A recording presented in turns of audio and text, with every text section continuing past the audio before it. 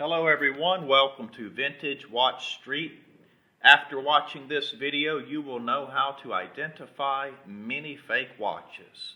Today I'll show you how I identify a fake Hamilton GGW113. We will compare originals against the fakes that I see people selling and people buying online. Let's get started. The dial on the top watch is incorrect. The Hamilton GGW113 never signed the dials. If you look on the bottom watch, it is a sterile dial with no logo. On the bottom watch, you're also going to notice the lume pips, those triangles. They're not perfect triangles. They've been manually applied. They're thick. They're pasty. The ones on top, those are perfect triangles that have been painted on with modern technology. This is incorrect. Notice the font on the original watch on bottom. It's smooth. It's creamy. The font on the top watch is bright. It's sloppy. I don't like that. Here we have another fake watch on top. They've used this yellow paint to make this watch look old. However, this is new paint. We can see these pips are also perfect triangles that have been painted on. We can also see the 7 and the 19 on the fake watch are nearly touching each other, as opposed to the original watch where the 7 and the 19 have a gap. If you keep looking at the fonts, you're going to see more and more and more mistakes. This watch on top, it's very sneaky. What they've done is they've used an original case, but they've filled it up with all fake parts. The original GG-W113 has syringe hands. They should come to points on the end as opposed to what we see on the fake watch on top. The second hand, it should have a balancer, and it's a round-shaped balancer. It should also have an arrow on the tip of the second hand. And notice that second hand is loomed all the way to the arrow. You can see the watch on top. All three of these hands are absolutely fake. Here we've got another fake watch on top. A good fake watch, but a fake watch. We can see all three hands are incorrect. The one hand that looks almost correct is the minute hand. It almost looks like a syringe hand, but you can see by the way it's hollowed out. The fake hand is hollowed out all the way down to the bottom of the minute hand, and it comes to a point. When we look at an original syringe hand, an original minute hand, it is hollowed out, but not all the way down to a point. It comes down to a flat edge.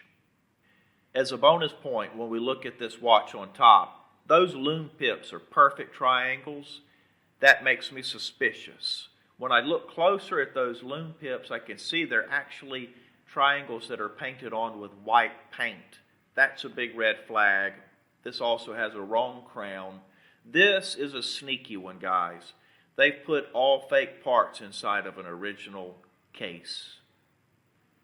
Here we've got two fake syringe hands again. We've got that crappy looking yellow paint as opposed to the original watch.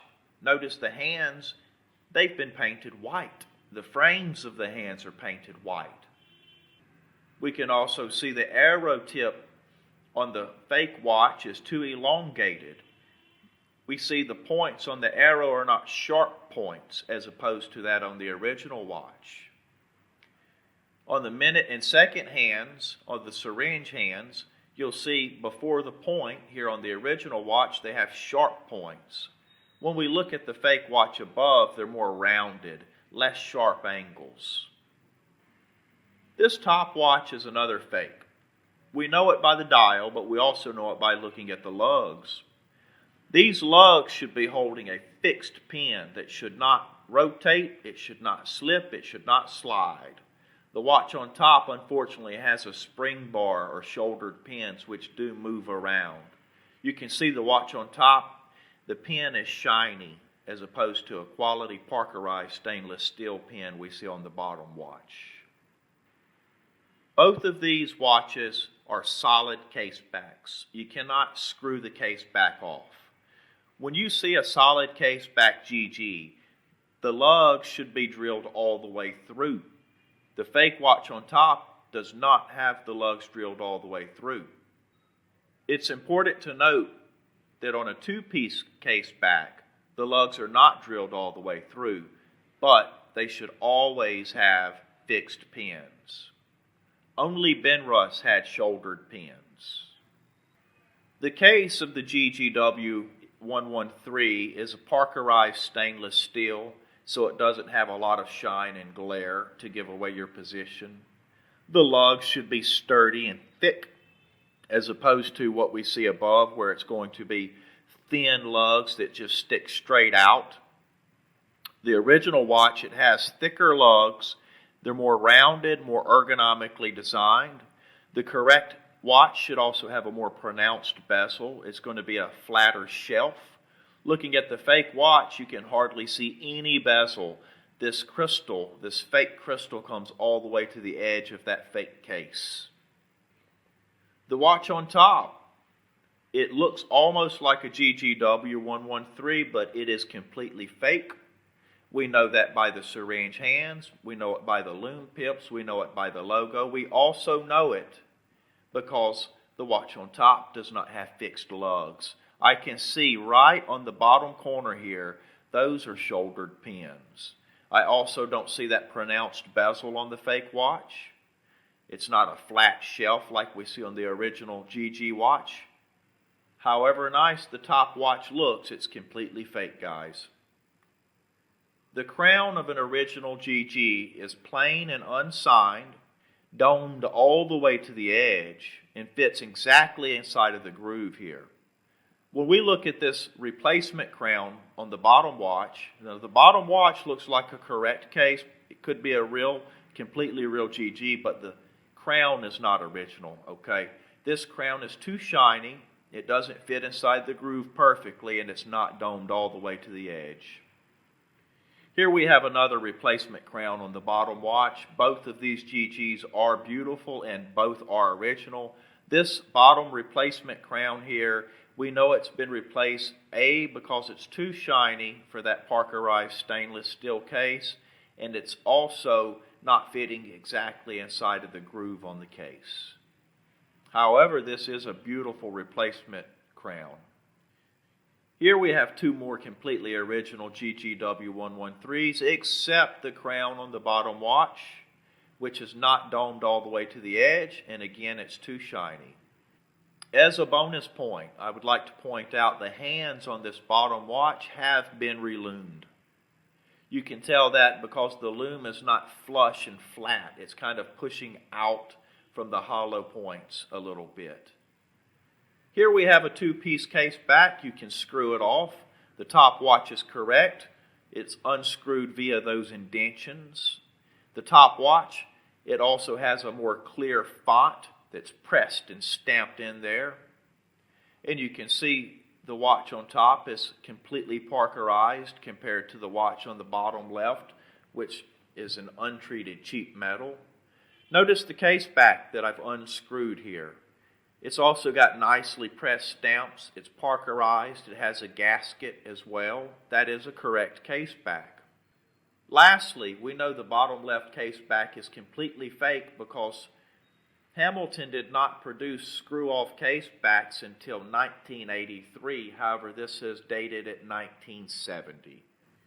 Here we have another two-piece case back with beautifully deep stamped fonts, very deliberately stamped in there.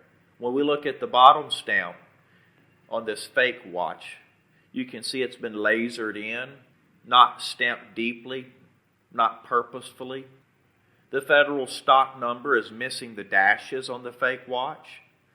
The fake watch has periods that are hardly visible. They've been pressed or lasered in, barely with any quality. Also notice the periods are hardly visible on the fake case back. Some of them are missing and they also have extra periods. This fake case back also reads Hamilton, which is incorrect. None of the GG-W113s ever had the word Hamilton written anywhere on the outside of the watch. Here we have a correct movement on the top left. You can tell because the parts have been machined very nicely. They're polished. They're not as grainy as the pieces that you see on the fake movement on the bottom watch. This is an ETA 2750 and not caliber 1245 that we see on this fake watch. You'll see ETA 2750 and the logo stamped on the original watch just under the balancing wheel here. And it won't be scratched in, it'll actually be stamped in very deliberately. The original GG movement, it has a movement ring that holds it in and holds it steady, and there are no movement locks, no screws here. Looking at the fake movement, where's the locking ring? There is no movement ring here, guys. It's fake. They've used these cheap screws and these washers to hold that movement, that fake movement in place. Notice also the fonts, the way they've lasered these in on this fake movement. They're not pressed and stamped deeply like we see on the movement above. Here we can look at this whole picture. This is a full disaster. Busted, beat up case. It's been polished. It's been chipped. They've used this case to make this watch look old. They've scratched up this fake case back as well. Guys, this is completely fake. There's nothing original in that watch. Here, completely fake again. You can tell by the dial, by the movement, by the round case back. It should be a flat screw-on case back. Here we have one more disaster. You can see the case back here, 1968, but it screws off. Okay, the screw-off case backs didn't come until 1983. Not one piece of this watch is original. Here we see someone has taken an original Hamilton GGW113 case, but they filled it up with fake parts. And they've taken a side-on picture here where you can really see the case is original, but you can't see the full watch. This is very sneaky, guys. They've also put this two-piece strap on here so you can't see those shouldered pins that are most likely there. I'm telling you, this does not have fixed pins, guys, believe me. Okay, thank you all for watching. I hope you've learned something here, and this will help you avoid a fake watch, and maybe it'll help avoid people selling fake watches. Please like, please subscribe, and follow us on Facebook. So I have one final question for everyone watching this video. In this picture, how many of these watches are real? Please put your answer in the comment section. I'll let you know if you've got it correct. Thanks for watching. Have a nice day.